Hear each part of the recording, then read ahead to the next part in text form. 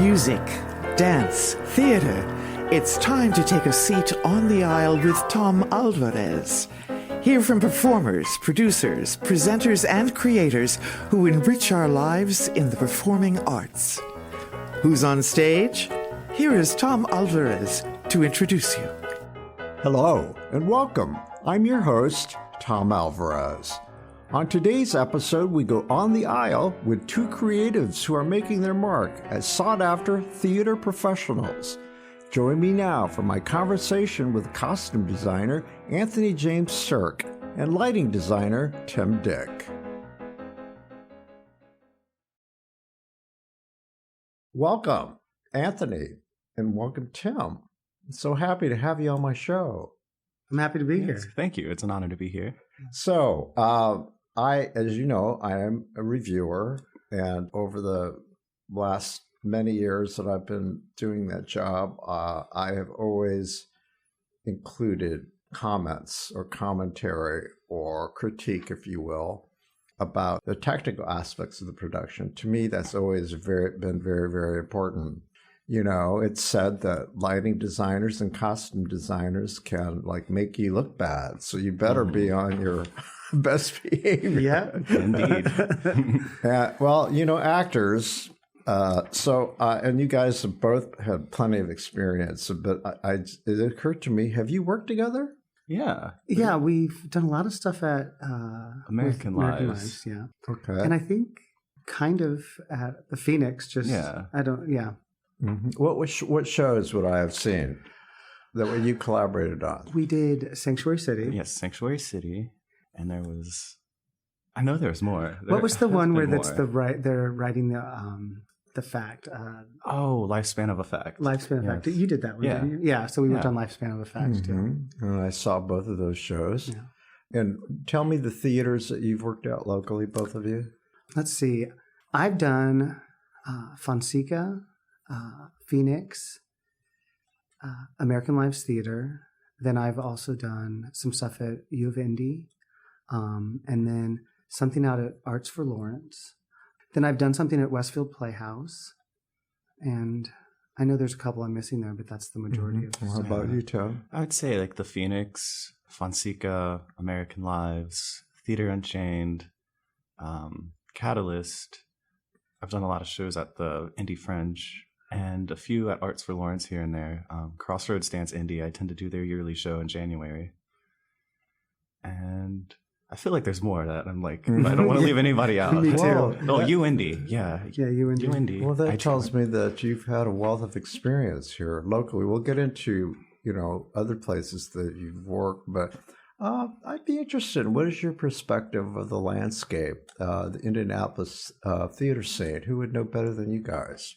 I'm really impressed, because I moved back here 5 years ago, and I wasn't sure what to expect in Indianapolis, and I've been pleasantly surprised with how much is going on here and the amount of work, the quality of work, and just coming back from the pandemic, which I think we're just finally kind of seeing audiences return, and theaters have been willing to wait for that to happen and take chances and stuff like that. And I think that is not necessarily the case in all markets. And I think the Indianapolis theater scene has really held on and is coming it's alive back. And well. I think so personally. Yes. I don't know. How about you, Tom? I definitely think it's been building up.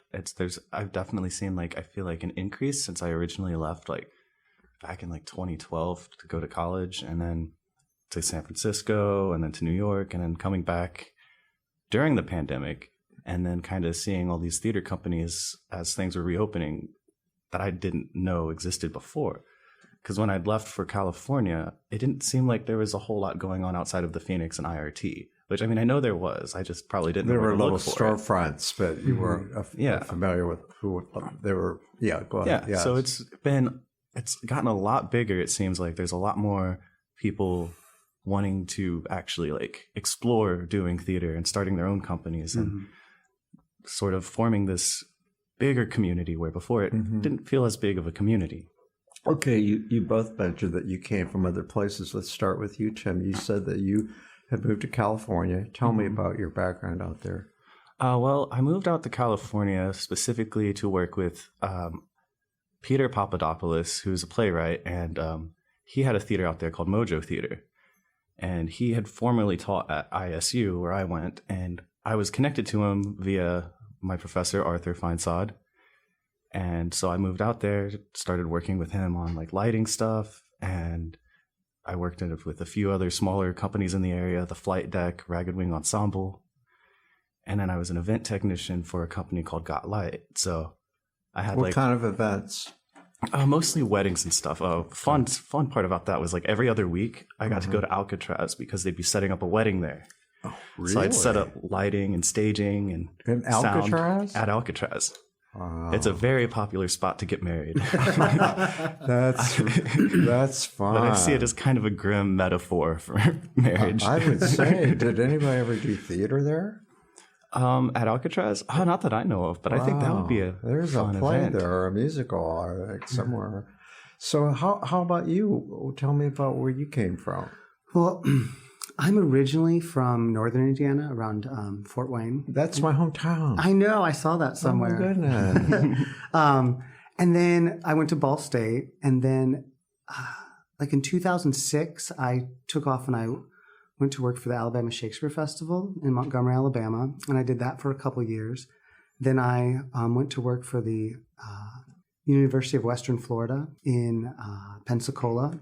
And then from Pensacola, I ended up going to Asheville, North Carolina, to work for a university outside of Asheville called Western Carolina University. And I ran the shop there, and in Pensacola, I ran the costume shop. And I got to work at Western Carolina University. It's where I got to work with Terrence Mann for about 4 years when I was there. He was a professor there that would come in and direct. For all the those who shows. don't know Terrence Mann is, why is he? Terrence Mann, let's see. People would know him as the original Rum Tum Tugger in Cats. And then he went on to play the bad guy in Les Mis. I can't remember the bad guy's name. But yeah, he has a bunch of... recently, he was the father in Pippin on Broadway, I think. Mm-hmm. Yeah. And him and his wife would come and direct. They would direct most of our musicals there. So it was a really great place to kind of... I made a lot of great connections there. Mm-hmm. And then from North Carolina, I went on to Pittsburgh, where I worked at Carnegie Mellon University and Point Park University. And I also designed a lot for the Pittsburgh CLO.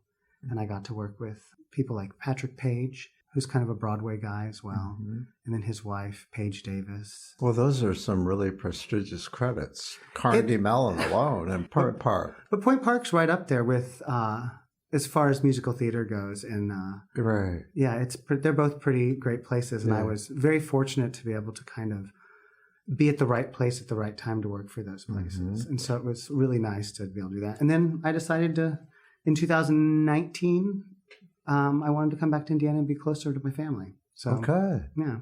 And was that a decision that came out of, a lot of us did a lot of self-reflection during COVID. Mm-hmm. Did you do some of that? Is that Well, I came back right before COVID, and I feel like I was... so that you could be in a bubble? Because a lot of people did that. Yeah. You returned home. I did return home, and that was kind of, I'm glad that I did, because I felt fortunate to be back and be near my family and some of my friends from when I was here before. And it was nice to be around.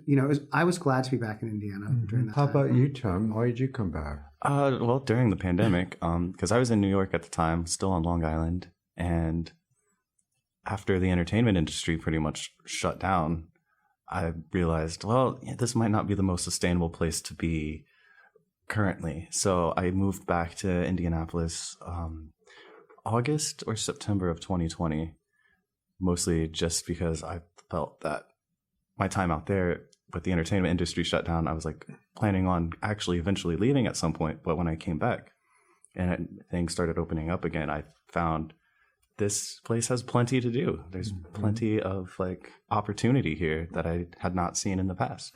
Did either of you ever go through this thought process of, when you came out of school and beyond, you both had experience in major markets. Did it ever occur to you that, if I'm really going to position myself as any good at what I do, I need to be in a larger market.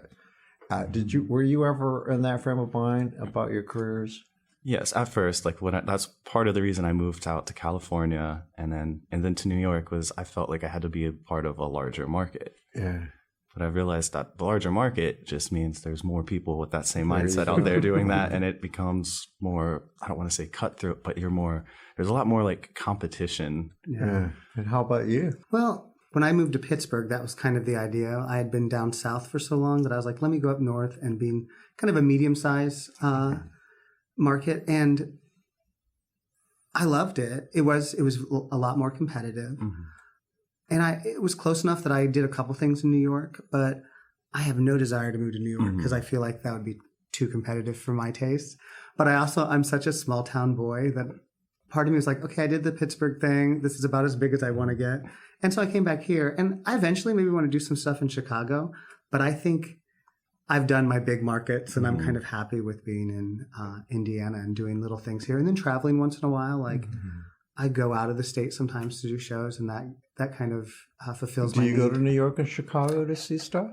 I have not been to New York since before the pandemic, but I do go sometimes, and I do try to get to Chicago as often as I can to see some shows. How about you, Tom? I actually haven't been able to travel to see shows. I'm usually working on so many shows at any given moment that it's outside of tech. A lot of times it's really hard for me to actually see shows, but I've been doing better about seeing local shows lately. Yeah.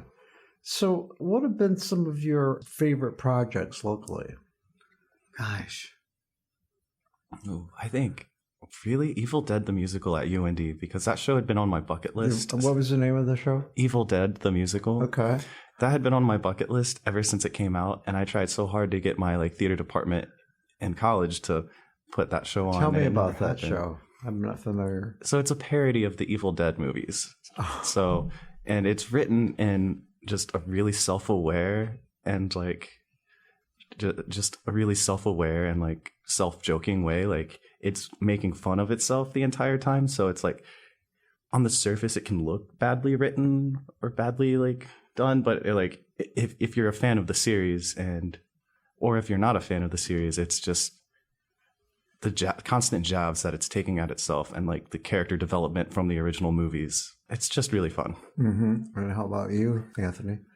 I really enjoyed working on Mohada that I did. I worked on last year with Indie Shakes, and I'm really excited about we have Caesar. I saw, yes, Mohada, right? Yeah. Okay. And I'm really excited about the Caesar that I'm doing with Indie Shakes that's coming up. Both shows the show I did last year was at the Phoenix, and then this year it's going to be at the Phoenix as well. Yeah. Who's your Ryan? Ryan Hartzberger? How do you like working with Ryan? I love Ryan. He's great. Yeah. Yeah, he's been wonderful to work with, actually. Well, that was one of my questions. Who are some of your favorite directors you've worked with locally? I really like, I haven't worked with Ryan as a director, but I like working with him as a artistic director. Chris at American Lives Theater is great. Why?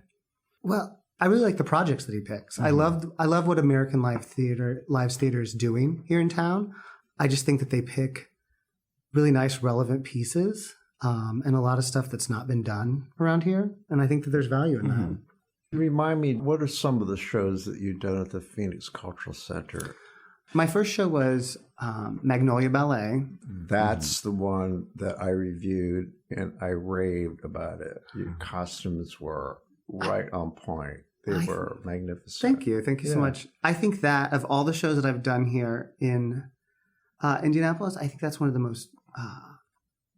I've been the most proud of the work that I did on that show. Oh, you should be. And that's one of the shows where very rarely does everyone come together and the collaborative process is just this mind meld. And that show was one of those where we just all came together. We were all on the same page, and everything that we dreamed up, Zach, the production manager at the Phoenix, made it happen. And it was just such a beautiful show. I have to say, I don't know, remind me, it didn't premiere here.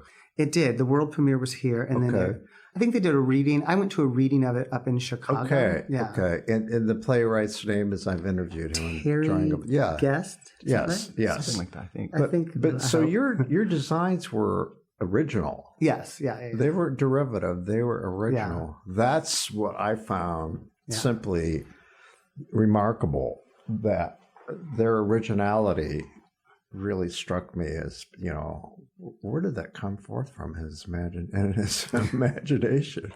It was a fun show. It was. I really believe that was a beautiful show that came together. Yeah.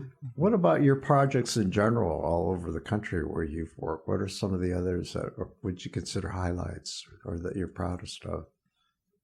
Well, it sounds like you're proud of the work that you've done here, but were there any outside that you particularly are proud of? I would say, like, in California, there was a production I worked on. It was a devised piece. That was probably one of the most fun shows I've ever worked on, especially being a devised piece. And it was called Clown Mama by Wendy Winez. And it was just this devised piece of these 4 moms that are in therapy, like this group therapy session, because their daughters decided that they wanted to go to clown school and become clowns. And so it was a lot of really colorful lighting. There's at one point we had a pair of clown shoes above each of them hung up in the grid. And I had a little string that I would pull to release them for one of the scenes. So they just like drop down from the sky. Like that was just so much fun. Yeah. And how about you, Anthony? I did a production last summer at Illinois Shakespeare Festival of The Tempest, where we kind of did this like high fashion take on it, like runway. And I really had fun with that. So it was stuff like that where I can like really let my creativity go. Yeah. I really like that. Why did you choose your profession? Well, I kind of fell into it as a student at Ball State. I was a musical theater student, but I directed a bunch of shows there. And as a student, you had no support. So I made a bunch of costumes for a show that I directed called Zombie Prom. And Zombie Prom. It's like I don't know. It's like a Grease musical with zombies in it. That's all. We need a revival. I know we do. But I made all the costumes for it because there were all these like poodle skirts that ripped away, and I had taken like the costuming class that every acting student has to take. And the costume shop manager at the time at Ball State saw me like sewing zippers into things and doing all this stuff, and they were like, "Do you want a job?" And so then I started working in the costume shop, and then right before I was graduating, someone retired, and Bill Jenkins, who was the chair of the department and still is, he came to me and he's like, "Do you want to be the assistant costume shop manager?" And so I was like, "Sure." I didn't really have a plan, I guess. Like I was like going to graduate and I had no idea what I was going to do as an actor. Wow. And so I started doing that, and then jobs just started falling in my lap. And like sometimes I'll go on stage, but like, how did you learn the skill? Did you sew already? I didn't. I just picked it up. You didn't know how to make patterns? Nothing. And I just picked it up. Wow. And I really was like, I was just hungry to learn that stuff. And it's so great to, at the end of the day, have something you finished. So it's so interesting that you came in through the back door. I did. You didn't train for it. Nope. You just started doing it on your own. I did. I just started doing it. And then, have you picked up all those skills over the years then? I mean, have you learned how to sew, how to make a pattern? I've done all, I can do all of that. Wow. And it's, and some of it is like fake it till you make it. And some of it, I just am like, I don't know how to do it, and I just did it, and then somehow I guess it was the right way, or I've been. That makes the results are spectacular. That makes it even all more interesting. Well, thank you. How did you pull that off? So I don't know. It's been a long con that I've pulled on everybody. But yeah, I was originally a musical theater student. Yeah. Well, so Ball State's got just a great reputation these days. And in fact, one of our actors in Broadway's Bad Girls, which I'll plug, which opens Thursday, Jalen Keating is in the program. Oh, great. And over the years, I've seen... I need to get up to Ball State. I need to interview Bill Jenkins. He's been on my list. But he's a superstar. You're really turning out some great talent there. And the cabaret program, I've seen those musical theater students who are also taking the cabaret classes. Yes. Spectacular talents. Yeah. Yeah. It's amazing. Yeah. And so you're a product of Ball State. Yep. And I go back a couple years ago. I did Bring It On. Mm-hmm. I did the costumes for that, and Bill just asked me the other day to come back next year and do Kinky Boots. Oh yeah. So I'm going to do the costumes for that, which I'm really excited about. Didn't you do that show before? Did I have not done. How about you, Tim? Did you do it? I don't think I. I No, I thought haven't I done that saw one yet. Kinky Boots on one of your bios. Oh, that I'm doing that. I think I put it in like projects that are coming up. Upcoming Yeah. project. Yep, Okay. upcoming stuff. Why did you choose the profession, Tim? Well, it's funny, a very almost identically similar story. So I started off going to college wanting to be an actor. And it was like by the end of my freshman year, I'd also like picked up playwriting. I'd taken the costume shop class. And at the beginning of my sophomore year, I was asked to be the assistant manager for the costume shop, which I did up until I graduated. So then I got into costuming and I did a little bit of everything scenically. And so it wasn't like I started going to like all the light hangs and stuff because one of my friends just happened to be at one of them. And I was outside like taking a break from like homework because I didn't have internet in my apartment at the time. So I always did all my stuff on campus. So I went into the light hang. I hadn't taken any lighting classes or anything yet. And I just started going to them and picking it up. And then once I graduated, it was like, I'd only done like one design in college. And that was for our senior theater theory project, which was a devised piece. And I'd done like one assistant costume design, and it was like sort of, I originally wanted to be a costumer, but then I just sort of fell into lighting when I went out west because that was like the one thing everybody needed. And I had just enough experience in it to where I was like, all right, I can do this. Mm-hmm. And so then that picked up. And then when I went to New York, I ended up as the assistant master electrician for the Gateway Playhouse in Bellport. And that was where I like really like learned most of what I do. Did you have a previous talent for the skills of electricity? I mean, were you drawn to that when you were a kid? I mean, did you like... Oh yeah. I was always like a big, like, I was always like really into like technology and stuff. Knew how you could figure stuff out. Yeah. And that's like, I think my favorite thing about lighting design, it's 90% problem solving. Well, 80% problem solving, because there's always going to be something that's like, yeah, you have to. Something's not working. Yeah. You got to fix it. Yep. And in New York, specifically, that theater, it was like every single day. I would come in like 2 hours before the show was supposed to start, or two hours before the house opened, and do like my channel check and go through everything just because something was always going to be broken. And it was sort of, I learned from that how to like just fix everything on the fly and kind of keep everything well maintained and up to date, just because the equipment there is like from the 70s. So I'm going to ask both of this. What is it? What's your process? How do you take a script? And tell me about your imagination process and how you, I want to know how you tick. How do you create? Well, you know, it always starts off with reading the script and sort of taking notes on like setting, time, and like getting all of the sort of information out of the script that I can. And then lots of discussions with the director, because that's like one of the most important things. If the director's not happy, they tell you what their vision is. Yeah. Or does it sometimes work well? Oh, you tell me your vision, and with the director, can it go both ways? It can go both ways. Okay. And that's what's like really great. It really is like incredibly collaborative, especially since most like of our like actual physical lighting work doesn't happen until like a week before tech most of the time. So we're always the last people in. And so like a lot of the decisions that we make as lighting designers are reflective like to what set designer is doing or what the costume designer is doing. So it's really more reactive than anything. So I'll have all my ideas and everything, and then I'll adapt them as we go to like what palette the costume designer is using, or what palette the scenic designer is using, what the blocking is, because the blocking is a big part of it too, because I can't really get like a really solid sort of idea of what's going to happen until I see where the actors are going to be at what moments, and that can help me influence what areas I have lit up or what specials I need to use. And so yeah, it's just a lot of research. And isn't the whole point for both costumes and lighting is that like the whole analogy with the forest and the trees, right? Mm-hmm. You should be able to just experience it without second guessing Mm-hmm. how it was done. Is that the art form in essence?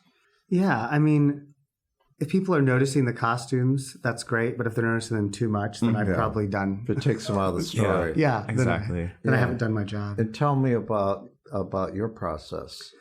Well, there's a lot of research involved, especially like with period pieces. Looking into like the time period and what people wore. Right now I'm working on Importance of Being Earnest, and so there's a lot of that. Really researching the styles. And Are they doing period in this? Yeah, stuff? so it's like 1895, I think. So, it's really looking at what they wore then and kind of also like the fabrics and the colors and, what was as of that time. And so I'm kind of really embedded in that. And that's kind of fun. You like doing research? I do. Yeah. What do you like about it? I like just kind of like seeing what it was like at that time. And it's not always costume research. I look into, you see like advertisements for things and all kinds of little things that will, speak to you on like how the show's supposed to look. And I think that is great because you can kind of let everything affect your design. How are you about detail? Oh, and I'll tell you, I asked that specifically because as a reviewer, I always say that if something distracts me, that takes me out of the story, then something's wrong. If it doesn't look seamless. And I've always noticed that your attention to detail is right on spot. If I notice a bad wig or the wrong pair of shoes, the wrong period, it just annoys me because it takes me out of the story. And I can't take my eyes off it. It's just like, but that's my job. And after all the years I've been doing it, my training is such, I have a trained eye for those things. But you know this, though, as a costumer. I'm sure you must. Yeah, I give a lot of a thought to the detail of stuff because I don't want that. I don't want people to be pulled out of it. I'd rather use no wig than a bad wig because a bad wig is going to pull someone right out. My pet peeve, bad wig. Bad wig. I'd rather see someone's like natural hair looking less than amazing than see like some Party City wig on the stage. But you know what? Sometimes that's all that the budget will allow. And so you have to come up with creative ways. And that's It sounds like a lot of productions you've done, you've had a wig master, though, at that. Yes, but you always, and this is what I teach my students, you always, you need to prepare for everything. Exactly. The Tempest I did last year, I had a costume shop of 32 people making everything, making whatever whim I drew, they made. But then, I'll do something at some smaller theater here in town, and I'm the person that's doing everything. So you have to be able to do it all, and you can't, think you're too good to do something.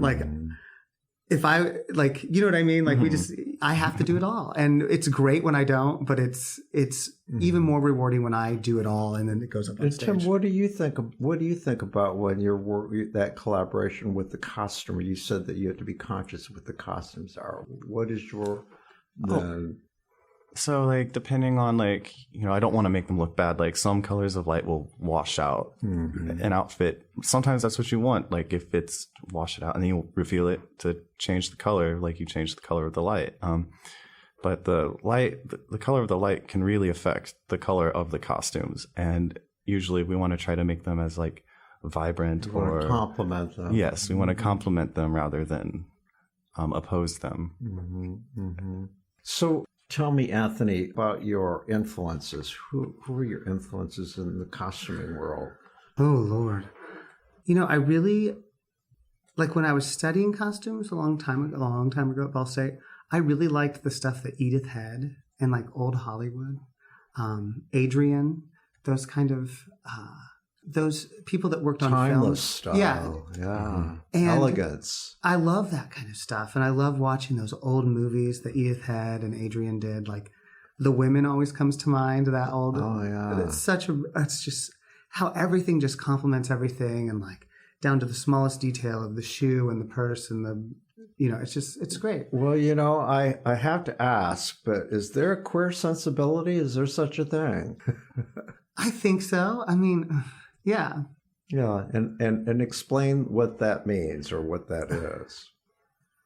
I don't know. I'm not totally sure, but like, I try to. I'm making a presumption here, but I'm talking about generally. That's really recognized that in culture now there's art that is informed by one's experience. 100%, and I try to not always bring myself into stuff, but I do bring some of my queer sensibility into my designs, and I think that's why some of the design work that I do that is more modern, and especially like stuff that where I can really be creative, I really like bringing in like art that's like more gritty and urban, I guess, or street art, I love letting like graffiti and some stuff that I see around town like inform. Like we did, I don't think you worked on it, but I did Godspell down here at the park a couple of years ago.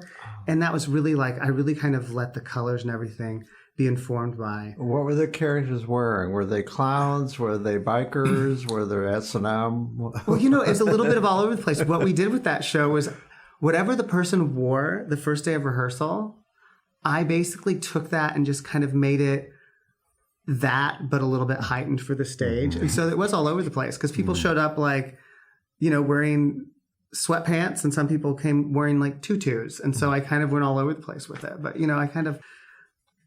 I try to let my creativity and my queerness like inform everything I do. How about you, Tom? I think so. Like, by the way, being queer myself, I appreciate it. And I appreciate it for its theatricality. Mm-hmm. I see it as being theatrical, and I also see it as being, I love the term over the top. Mm-hmm. For me, that's a positive.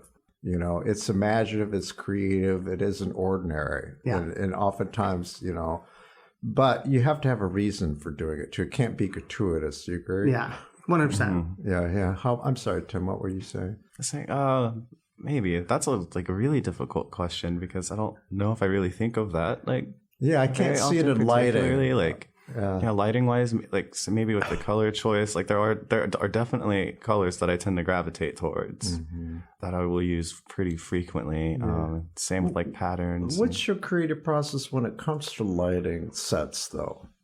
Oh, with what sets? Are you looking for? How do you want to complement them? So in the similar ways, like with the costumes, like but in a different way, because the way that the color of the light will affect the color of the set can be used as like so much of a tool, and it will still look great without being too without muting anything. I love lighting when they create like the time of day, the shadows, sunrise, sunset.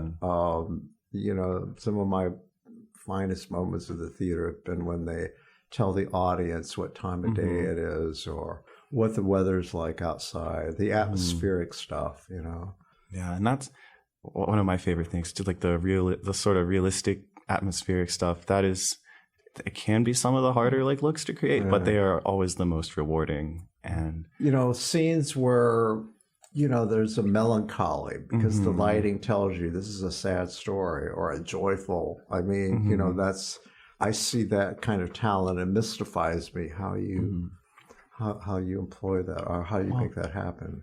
There's it all starts like with the color palette. There's a million different shades of blue, and blue is what we will typically use for like sad moments. And it's a matter of picking the right shade of blue that will complement the set, complement the costumes. How would you light Cat on a Hot Tin Roof? Oh, that's a good one. I haven't done that one yet. How would you communicate? It's hot outside. It's humid. It's an era of eroticism here. Oh, definitely. Yeah, that would definitely be probably warmer colors, but not going too over the top with the warmer colors. Like I don't want red light all over the stage or anything like that. But I feel like typically warmer sunlight color rather than a cool sunlight will definitely make it look a bit hotter. Like I just had to do that for Naptown African American Theater Collective's production of Black Book. The whole the school didn't have air conditioning, and it took place in the middle of the day, so it was supposed to look hot, and it was supposed to. And you did Sanctuary City, did you not? Yes. And then my review, it knocked me out what you did with those strobes. Oh, that was fun. Explain that to the listeners who may not have seen it or didn't see it. So it's Sanctuary City. Yeah. That was a lot of templates, a lot of like, I had to basically fit 84 different scenes in the first like 50 pages of, and I had to make them look different enough, and I had to make them like to where you could tell that they were different. So there would be scenes in the same place, but a different time of day. So I went through and talked with the director, because not all of them were super apparent in the script as far as to when or where it was supposed to be. So the director and I went through and made like a list of each and every single scene and picked out, what's what. And then I think the strobes, that was the prom scene. We were like, we need to make it look like they're outside of a dance party. And like, how do we do that? And so I built multiple effects that were kind of cycling through. And I had that sort of in its spot while I gave the actors their little spot to play the scene out. Well, in that case, and of course, the work you did on Magnolia for both of you, that's why, I'm an unabashed fan as a reviewer, but as a theater goer, the work that you present on stage is really quite astounding. And, I base a lot of my judgment. I've been doing this a really long time, but I've seen the work in major markets, many of them, okay? And the quality and the creativity that you bring is just astounding. And that's why I wanted to give you some acknowledgement here on this show so people could hear your process. I like to pull the curtain back so people can see behind the scenes, so they have a better appreciation about why supporting theater is important. Do you feel that our community appreciates what you do? I think so. Yeah. I feel like I get asked by a lot of people to do their shows, and I feel like there is something to be said about I won't say like there aren't very many people, I feel like, lighting wise around Indianapolis anymore. I think I can name maybe 3 or 4 other lighting designers. What do you think about Laura Glover's work? I love Laura. I worked with Laura. I've worked with Laura. We can't talk about lighting without bringing up Laura Glover, yes. Of course. And she's been a huge influence to me as I've gotten sort of back into lighting and like dusted the rust off after the pandemic. Like, she was one of the first lighting designers I worked with as a technician. Oh, so has she mentored you in any way? Not necessarily mentoring, but we've talked a lot and we've worked on a lot of shows together. She encourages you, and she's been a great person to like have sort of as like to influence. Anthony, how about you? Any local influences? Well, I do have to say that, Laura was like one of those people that was very welcoming when I first came back to town, because it was very kind of overwhelming to be new in Indianapolis and trying to find my way. And there were so many people in this town that like were so welcoming to me as an artist. And it was just, Indy's been great to me. It really has been. And how long has it been since you've been here? I came back 2019. Actually, like the very first show that I did was at Fonseca with Brian. It was called The Cake. And we had to cancel it. So the first 2 shows that I was working on, that and a show with American Lives that was Boy Gets Girl. And they both opened like the same weekend or maybe staggering weekends, and they both closed. And it was, to me, it was very sad that my first 2 shows back in Indiana got shut down. I didn't realize that you worked with Brian. I did. What did you think of Brian? Brian was great. I did that show with Brian, and then right as people started to come out of the pandemic, I did a show called Being Black for Dummies, I think, with Benji, with Ben Rose. And the last time I saw Brian we had a production meeting for that show. And yeah, it was really sad because and I think there's a lot of people that can say this in this town, but he kind of gave me my first shot here in Indianapolis when I got back, and then he was gone too soon. And how about you? Did you work with Brian? I never got to because I moved back like weeks before he passed, but I'd heard a lot about him. One of my friends, Maverick Schmidt, was local, and he did a lot of stuff. Monumental? Yes, Monument Theater. Yeah. And he did a lot with Brian, and he always talked so highly of Brian. So I was really looking forward to meeting him when I moved back. But unfortunately, that didn't happen. I had both Chris Saunders and Casey Ross on the show together. And I prefaced the interview, in my opinion, I consider them to be descendants of Brian. Because of their missions and the kind of work that they present, and they don't compromise their art. So I didn't realize that you had known. I have my own long history with Brian, and I did see both of their shows. But remind me, the cake, didn't it eventually was it done later? I think we ran one weekend, and then I think we shut down before. They were supposed to run for like basically a whole month, and then. We didn't bring it back. There have been talk. We've talked several times about bringing that show back, and then I keep trying to get Chris to do Boy Gets Girl because we put in all that work, and then it's just gone. No one got to see Boy Gets Girl. But yeah, the cake. Jordan directed that, but Brian was a big part of all of that, and it was. Yeah, it's really sad that we shut that down. This may be. I asked you what your process was, creative process, but what would you say? What would you say your aesthetic is? Could you describe your aesthetic? Well, I said queer sensibility. Yeah. I asked, what would you consider that to be? I don't know. I like stuff that's really modern, but I can also. It's hard to because I have to do all kinds of stuff. But I would say my aesthetic is kind of like. Very much pop culture stuff that's like current. I lean into fashion more than I do costumes sometimes. And I wish people could see your red glasses that I commented on when you walked in the room. Sally Missy Raphael. Yes. Although I'm dating myself, a lot of people your age have no clue who she was. I can remember watching her when I was a kid. So yes. Yeah. And Tim? Yeah.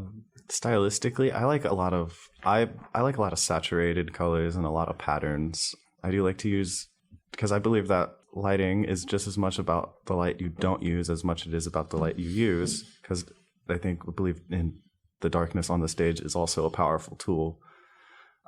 So I'd say like generally somehow very colorful yet gritty.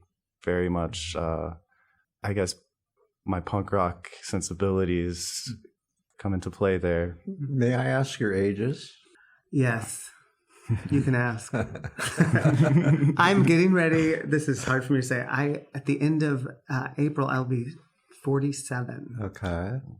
And Tim? I am 31. And so tell me about your childhoods. What were you like? By the way, I'm bringing this up because Dustin, my creative partner, my partner in crime, he was on the show and he talked about when he was a kid, he put on shows. Yeah. And I didn't do that. I just discovered theater, but I kind of did theater. I played office and restaurant. Okay. And so, but tell me what you did when you were a kid, Anthony, and then I'll ask you to. I mean, I talked about growing up in Fort Wayne, but like when I was my younger years, I grew up in Huntington, which is just outside of Fort Wayne, and I grew up on a farm, and we had horses, and then the neighbor farm had a veal farm, and I would have to go do chores with my friend to be able to go out and play. So I grew up very much like working on a farm when I was probably until my teens. So, and I would do shows. We would do like. I remember we had like a fireplace with like a little seating area, and I would do like little lip sync shows. How did my parents not know I was gay? Because I can remember getting the Dick Tracy soundtrack. This is so funny. And like lip syncing all of the Madonna songs for my family. Did you do the costumes? I think I would wear like little robes and stuff. But like, I didn't think of them as costumes. But Madonna, she was a little showgirl in that, and I would try to be. I love that. How about you, Tim? Well, I grew up in a fairly musical family, like on the south side of Indy. I'm right around the corner from like the First Church of Cannabis. Yeah, the neighborhood that is known as Dogpatch to a few people that I have been wondering why for my entire the First life. Church of Cannabis? That's hilarious. It opened while I was in college, and there were riots. There's people protesting the church. There were people protesting the protesters. It was total chaos. Is Dogpatch the name of the town in Little Abner? I think so. Yeah, but for whatever reason, my neighborhood growing up, I'd always heard it referred to as that. And then it randomly at a gas station in the neighborhood, I heard somebody refer to it. Where'd you go to high school? I went to Southport High School. I was just right there on the border of being able to go there. What was high school like for you? I would say that's about when I started getting into music other than the drums, because my dad was a drummer in the 80s and he played in a lot of like thrash metal bands and stuff, and so I started learning how to play drums. And then in high school I started learning how to play guitar and piano, and I was real into David Bowie, so it was like I was sort of trying to emulate that whole David Bowie plus like 80s like goth and punk stuff, like subculture. So I was very much that stereotypical, like, alternative, like, were you out goth at kid. that time as a gay man? No. A gay boy? No. That wasn't until much, much later, probably college. Yeah. And how about you? What was your experience? You know, I Fort came Wayne? out in, I graduated from Huntington North in 96, I think. You from where? No. Huntington North. Oh, okay. So I went to Indiana. I went to Fort Wayne for a while and then came back to graduate and from Huntington. And I was out the last part of my high school. And how were you treated? You know, not really well. There was like 3 of us boys that were gay, and we were all like, we're going to come out of the closet. And then I did, and then they saw the way that I was treated, and they're like, never mind. Oh, no. But I mean, I stood up for myself. I was bullied, but it was just words. It wasn't, I wasn't physically Did you have a quick wet? What? Did you have a quick wet? Did you use words as your... I did have, yes, 100%. I got really good at being mean back. Comebacks. Yeah, and I did, and I tried not to back down from the people that bullied me. It was difficult. I'm glad that I did that though. Like, I had that experience, and that I did, even in the 90s, was living my true self, in school. So I don't know. It was... Nowadays, kids come out and it's not that big a deal, I think. I mean, it's still a big deal to them, but it is not, I don't believe it is probably the big deal that it was like in the 90s. So I always ask this because it's important. What's your advice to young people? 2-part, and I'll ask both of you. What is your advice to young people who are considering a life in the theater or arts in general?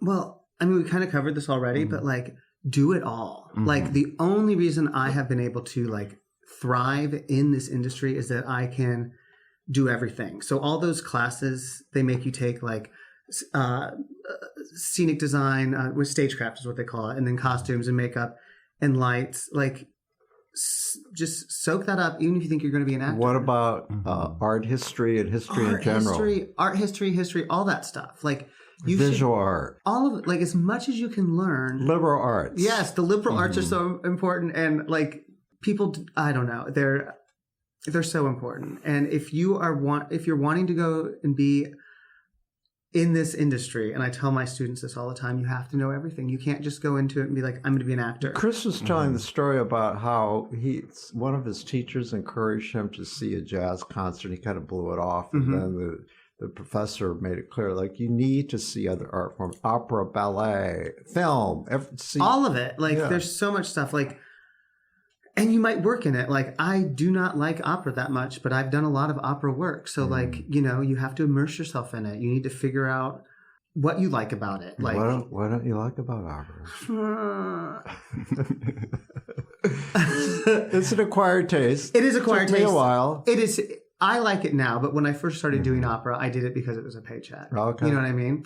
But now I do, like, I'll do it now with a smile on my face. And I've realized that opera's not exactly what I thought it was. Sure. You know what I mean? Like, the last opera that I did was Mr. Rogers wrote two operas for his show. When I was in Pittsburgh, we like did fully produced Wow. Yeah, it was crazy, and it was really fun. But You stuff had- like that's really fun. You had to come up with a lot of sweaters, didn't you? One was like Spoon Mountain, and it was about a kitty that gets lost on Spoon Mountain and the people that go up and get them. So it was a lot of puppets, is what it was. Yes. But Wow. so opera can be fun, but sometimes I'm just like, oh, opera. But yeah, Okay, I thought you were going to say something like Don Figaro, or you were going to talk about Cosa fan tutte or whatever. I've Mr. Rogers. Mr. Rogers. That was probably my favorite opera that I've ever done. How about you, Tim?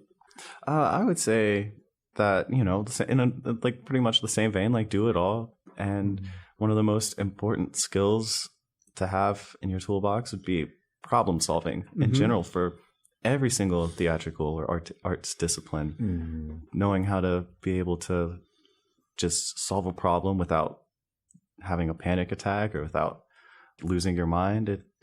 It's very important. And I would also learn all about the histories, the humanities, just take in everything you can liberal arts wise, because you never know when it'll come in handy. You'll never know when you're going to be doing a show that takes place in the Rococo period of France. Speaking of France, what do you love about theater people? Oh gosh. And when I say just love theater people that, actor, we haven't even talked about actors. It's a whole other podcast. Yeah. But I love theater people because they, not always, but most of them are the most generous people that I know. And like I was talking about people being welcoming to this community, I came to Indy not knowing anybody. And just in like the last 4 short years, I have, really had a lot of opportunities, and it's because of how amazing these theater people are. You've been embraced. I have been. And it's because the people in this community are willing to embrace people. And I think that says a lot about Indianapolis, but it also says a lot about theater people in general. You don't find them cliquish. You know what? Sometimes we think it's cliquish just because we're on the outside, but I don't think it is cliquish, because it was my job to get into, like, I could have just sat there and been like, why won't anyone invite me to the party? Right. But I had to make the initial network. Yeah. And it started with, me reaching, the only person I knew in town was Carrie Schlatter. And when I got to town, I was like, hey, do you know anybody that needs anybody, and then she hooked me up with Brian like that. And then I just kept having to put myself into situations where I was going to meet the people that I needed to. That's been my experience. That's how you succeed. Yeah. You have to put yourself out there.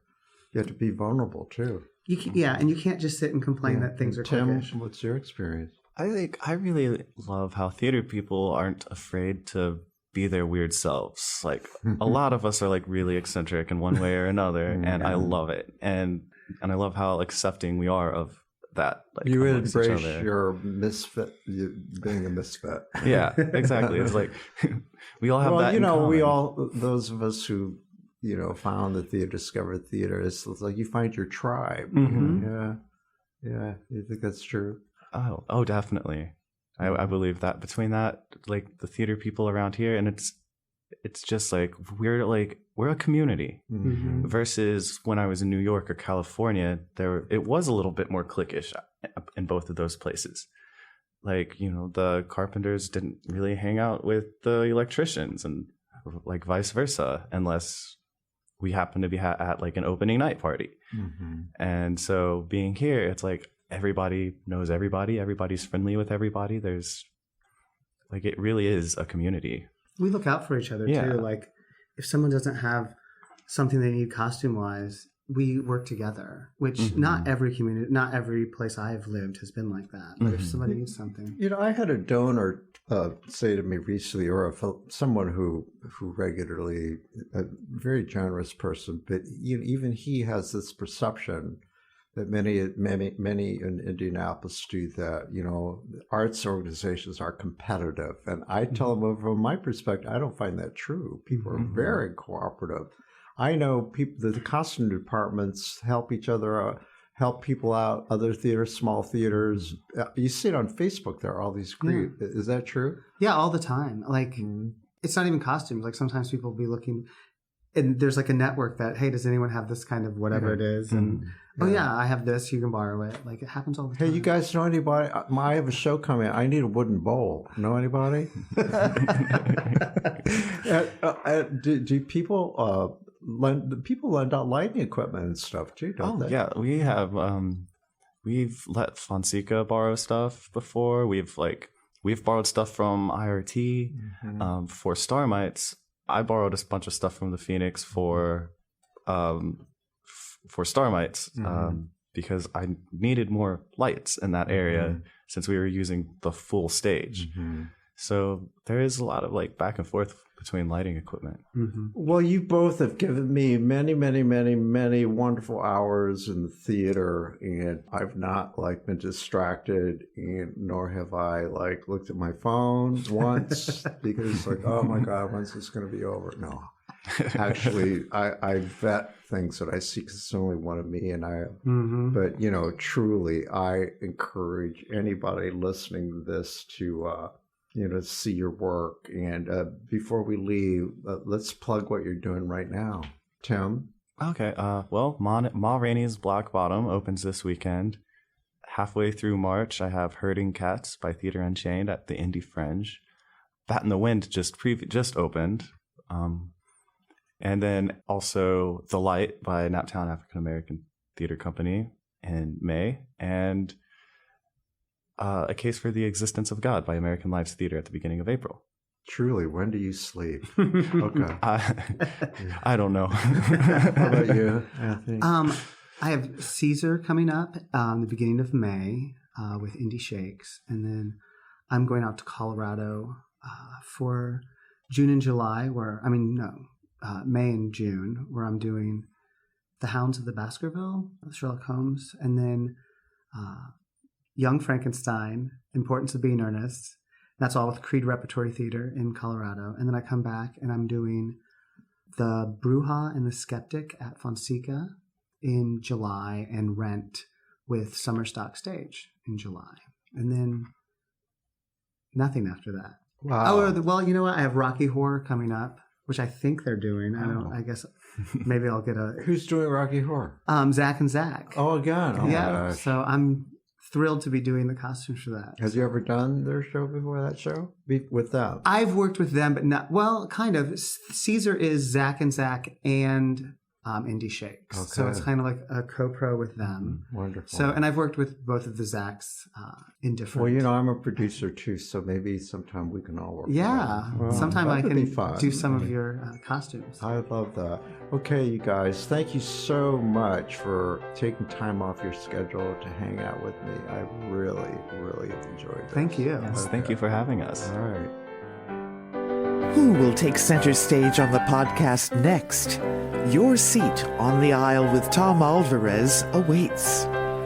Follow Tom on Facebook, Instagram, Twitter, and TikTok, and make sure to visit tomalvarez.studio.